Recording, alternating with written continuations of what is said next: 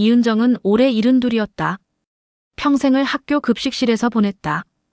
여름에는 땀으로 앞치마가 흠뻑 젖었고 겨울에는 손이 트고 갈라졌다.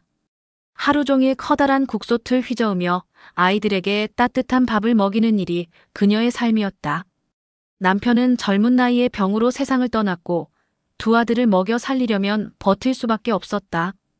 은정 씨, 이러다 허리 나가겠어. 동료들이 걱정해도 그녀는 꿋꿋이 웃어넘겼다. 아이들이 잘 되는 것만이 삶의 목표였기 때문이다. 세월이 흘러 두 아들은 성인이 되었고 그녀는 이제 둘째 아들 가족과 함께 작은 아파트에서 지내고 있었다. 겉으로는 화목한 동거 같았지만 실제로 그녀의 자리는 없었다. 며느리 윤미정은 늘 바쁘다는 이유로 집안일 대부분을 은정에게 맡겼다. 퇴근 후 현관문을 열자마자 어머니, 애 숙제 좀 봐주셨어요? 저녁은 미리 차려주셨죠? 같은 말이 먼저 나왔다. 고맙다는 인사는 없었다. 은정은 손주를 챙기고 반찬을 차리며 하루를 보내면서도 속으로는 자신이 단지 집안일을 처리하는 일꾼일 뿐이라는 씁쓸한 생각을 지울 수 없었다. 더 서글픈 것은 사소한 순간마다 드러나는 무심함이었다. 이른 새벽에 일어나 혼자 TV 뉴스를 보다가 소리가 조금만 커져도 며느리는 곧장 방문을 열고 시끄러워요. 좀 줄여주세요 라고 불평했다. 빨래를 하면 그녀의 옷만 따로 돌려야 했고 식탁에서는 늘 맨 끝자리가 그녀의 자리였다. 식구들과 함께 앉아 있어도 존재감이 투명해지는 듯했다. 은정은 가끔 거울 속 자신의 모습을 보며 되뇌곤 했다. 나는 이 집에서 어떤 의미일까? 가족일까 아니면 그냥 식모일까? 젊은 시절에는 아이들 때문에 그런 의문조차 사치라고 생각했지만 이제는 남은 생이 얼마 되지 않았음을 알기에 그 물음이 점점 무겁게 다가왔다. 손주가 학교에서 돌아와 할머니, 저 과자 좀 사주세요 라고 밝게 웃으면 마음이 녹기도 했지만 이내 며느리의 차가운 목소리가 귓가를 때리곤 했다. 어머니 애한테 단 것 좀 주지 마세요. 관리가 필요하잖아요. 그날 밤 은정은 혼자 부엌에 앉아 설거지를 마치고 한숨을 내쉬었다. 수십 년 동안 누구보다 열심히 살아왔건만 이제는 누구에게도 환영받지 못하는 그림자 같은 존재가 되어 있었다. 그녀는 스스로에게 물었다. 내가 왜 아직도 이 집에 매달리고 있는 걸까? 나라는 사람은 어디에 있는 걸까? 은정은 요즘 들어 허리 통증이 심해졌다.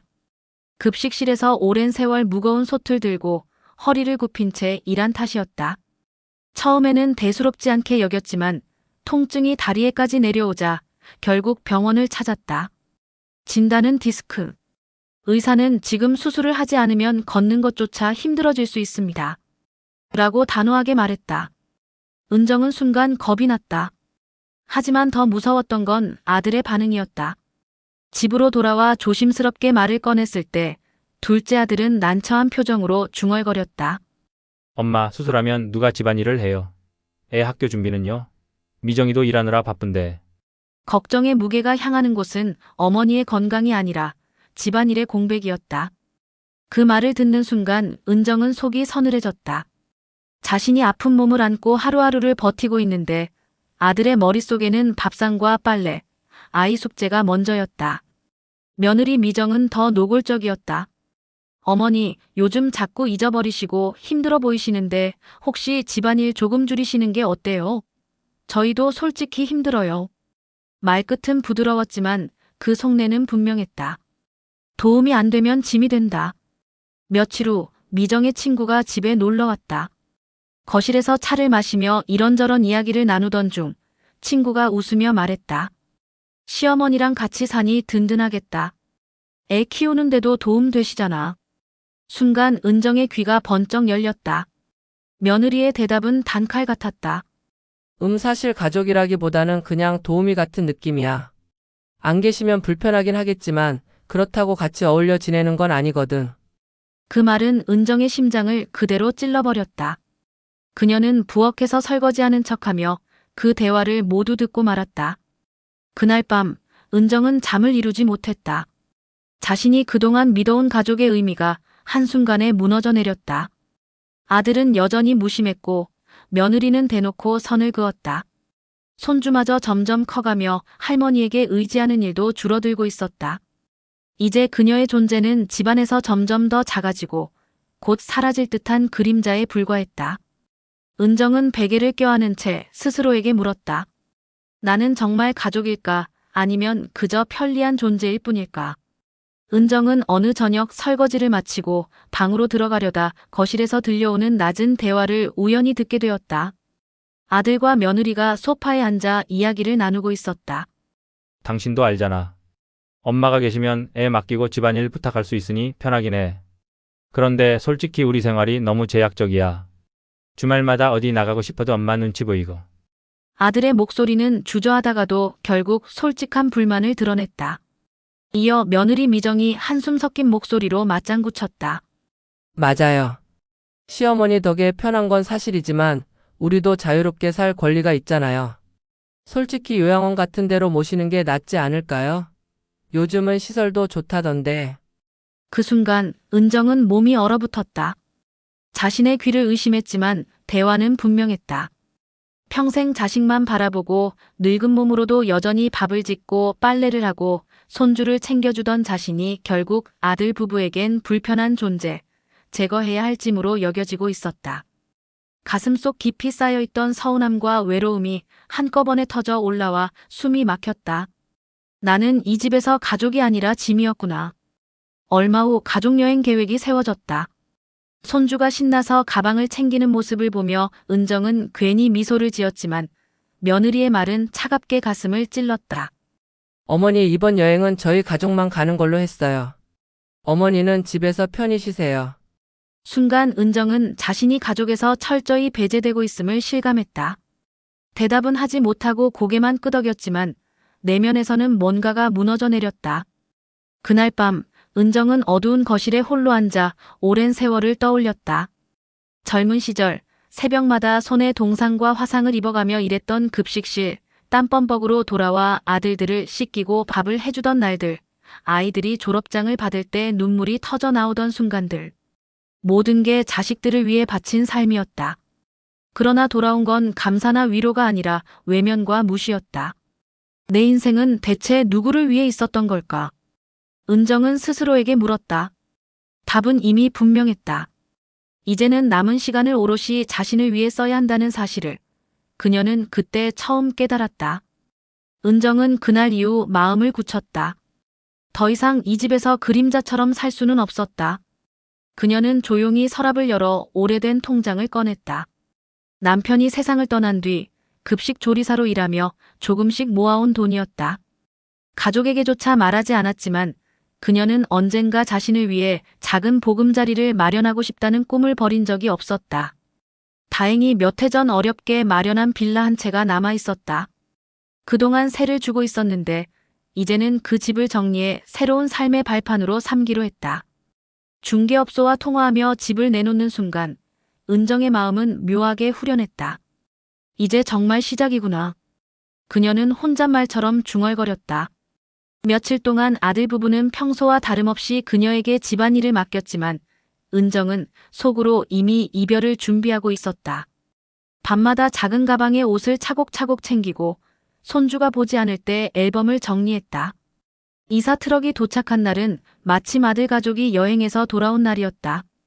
현관에 들어서자마자 집안 가득한 박스를 본 아들과 며느리는 놀란 얼굴로 서로를 바라보았다. 엄마, 이게 다 뭐예요? 아들이 당황스레 묻자 은정은 담담하게 대답했다.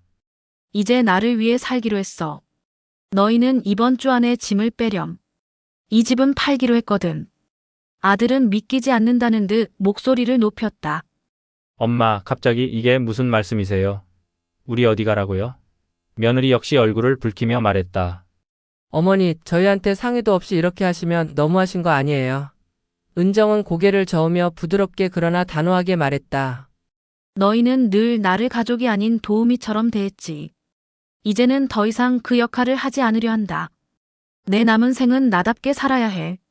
아들은 울컥해 무언가 변명을 하려 했지만 은정은 더 듣지 않았다. 그동안 쌓인 상처가 그녀를 단단하게 만들었고 마음속 결심은 흔들리지 않았다. 이제 그녀는 더 이상 타인의 눈치를 보며 살아가지 않겠다고 다짐했다. 작은 박스 하나하나가 단순한 짐이 아니라 자유로 가는 발걸음이었다. 울진의 작은 바닷가 마을에 도착했을 때 은정은 오랜만에 깊게 숨을 들이켰다. 파도 냄새와 소금기 어린 바람이 가슴을 시원하게 적셔주었다. 그동안 도시에 묶여 지내며 느껴보지 못한 자유였다. 그녀는 빌라를 정리한 돈으로 바다가 보이는 아담한 원룸을 얻었다. 창문을 열면 푸른 바다가 한눈에 들어왔고 저녁이면 석양이 방 안가득히 물들었다. 이사 첫날 은정은 혼자 커피포트를 올렸다. 작은 머그잔에 김이 모락모락 오르는 커피를 따라 놓고 소파에 앉았다. 그 단순한 행위가 어쩐지 눈물이 날 만큼 벅찼다. 내가 내 손으로 나를 위해 커피를 끓이다니. 그동안의 삶은 늘 남을 위한 것이었다. 아침마다 남편의 도시락, 아이들의 밥상, 며느리와 손주의 간식. 자신을 위해 끓인 커피는 단 한 번도 없었다는 사실이 가슴을 울렸다. 며칠 후 은정은 근처 경로당을 찾아갔다. 처음에는 망설였지만 사람들은 따뜻하게 맞아주었다. 어르신 여기선 같이 노래도 하고 바둑도 두고 요가도 해요. 낯선 친절에 그녀는 서서히 웃음을 되찾았다.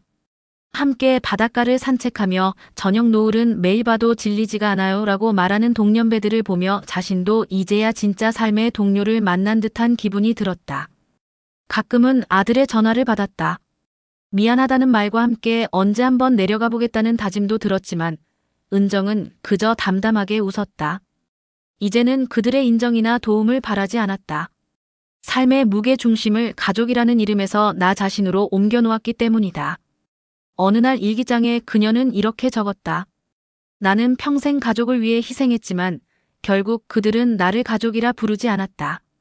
이제 남은 시간은 나를 위해 이기적으로 살겠다.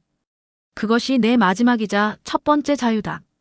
그날 저녁 창문 너머로 붉은 노을이 바다를 가득 물들였다.